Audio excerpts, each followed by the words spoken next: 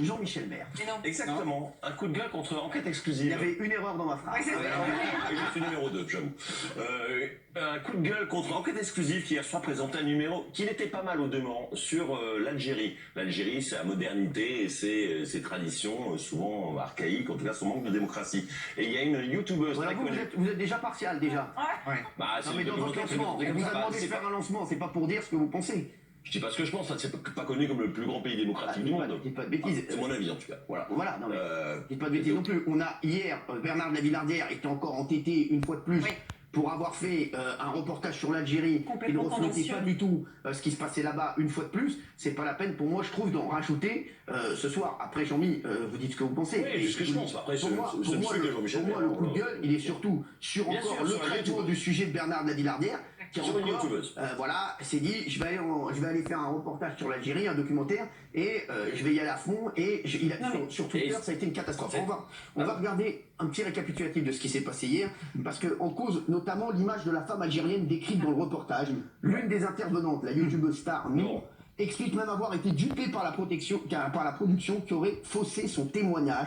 Ça a été un déferlement toute la nuit, ils étaient entêtés. Et Bernard de la Villardière, à chaque fois, on dirait qu'il le fait exprès. Bien sûr. Sans rigoler, il le fait exprès, c'est pas possible. C'est assumé. Hein. Non mais c'est pas possible. À chaque fois, on sait qu'il a des problèmes avec, mine de rien, voilà, avec l'Algérie, avec la Tunisie, avec le Maroc, avec l'islam plus. Avec l'islam, exactement. Et il est obligé de faire des sujets dessus. Continue à faire des sujets sur les campings et le Cap d'Agde et arrête d'embêter le monde. Regardez.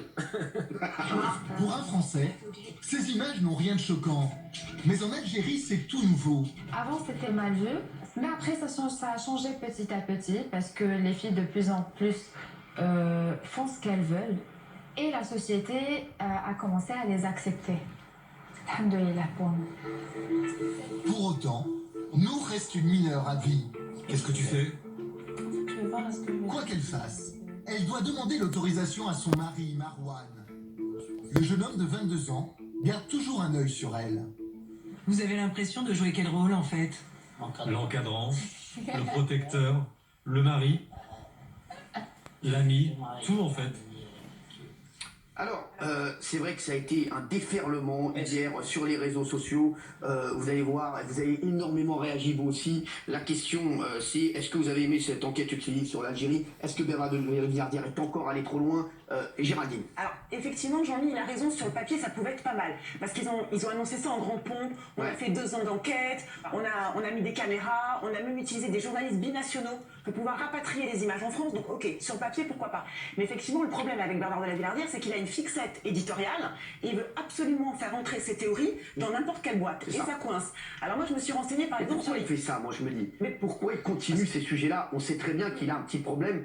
Alors, sur les youtubeuses beauté, par exemple, il a pris cette fameuse Nour qui est très très populaire en Algérie, mais il y en a plein d'autres. Il y a Yumi Up, Rima, Marcel, Femme, Mademoiselle S. Il y en a des voilés, des non-voilés. Et forcément, il a voulu, à nouveau, à mon avis, encore une fois, pas stigmatiser, mais en fait radicaliser son propos. Et en fait, ce qui est bien, c'est quand il y a du discernement. Quand on dit il y a ça, mais il y a aussi ça. Et je trouvais qu'il était un peu caricatural. Il y a très rarement du discernement chez Vernet. Ça a été tourné en juin 2019. Voilà. D'abord, la youtubeuse là, elle dit, moi, dans le reportage, j'exprimais ma fierté d'être musulmane. Comme par hasard, ce n'est pas dans les propos d'elle qu'on a retranscrit dans le reportage.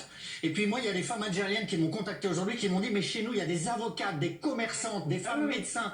L'émancipation de la femme avance. Et quand on voit ce reportage, on a l'impression que tout recule en Algérie, alors que les gens se battent et essayent d'avancer. C'est à charge en permanence. C'est vrai qu'il y a un déferlement sur Twitter. Moi, je me dis, franchement, mine de rien, il faut arrêter, il faut qu'il arrête de faire ça. Oui, Kelly. Sur ça, c'est en fait, on a beau lutter à chaque fois, réclamer des choses et ça ne se fait jamais. Donc en fait, on a l'impression que les gens, ils peuvent se plaindre quand ils voient des choses et en fait, au final, quand on a Bernard de la Villardière qui fait des choses comme ça, ça fait que régresser.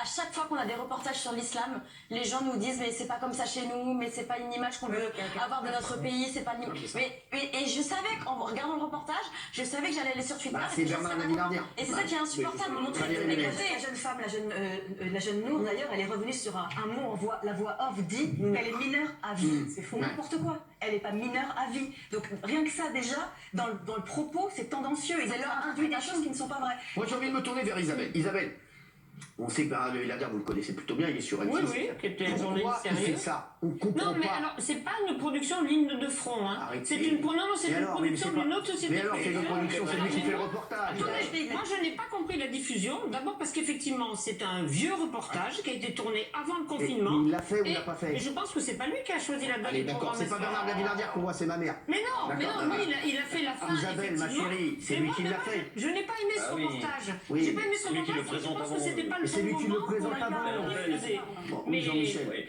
Je trouve surtout la moindre des précautions professionnelles quand on fait les reportages, les sujets sensibles, c'est de montrer le reportage avant aux personnes qui sont interrogées. Parce que après, c'est elle qui en subit les conséquences. Lui, après, Villardière, il s'est cassé. Il a trouvé la de son mari, et c'est par elle exemple. qui, après, vis-à-vis de son mari, va avoir des réprimandes, en fait, des conséquences qui peuvent être désastreuses. Surtout qu'elle dit, on me reproche d'être soumise à mon mari. C'est son manager, il bosse avec elle, c'est son patron. Donc forcément, quand elle prend une décision, il en réfère à lui. Et eux, ils ont tronqué ça comme si elle était soumise. Alors je trouve qu'il faudrait au moins lui montrer aux gens les reportages avant de les diffuser quand c'est des sujets sensibles. Alors voilà, on va voir la question, ce qu'on a pensé les téléspectateurs. Comprenez-vous les critiques? Oui à 51%, non à 49%, ils sont beaucoup plus mitigés que nous, mine de rien. Mais c'est vrai qu'hier ça a été un déferlement sur les réseaux sociaux. Alors, on a un autre coup de gueule, et celui-là, je sais pas si vous l'avez vu, c'est sur 7 à 8. Gilles, c'était incroyable le reportage.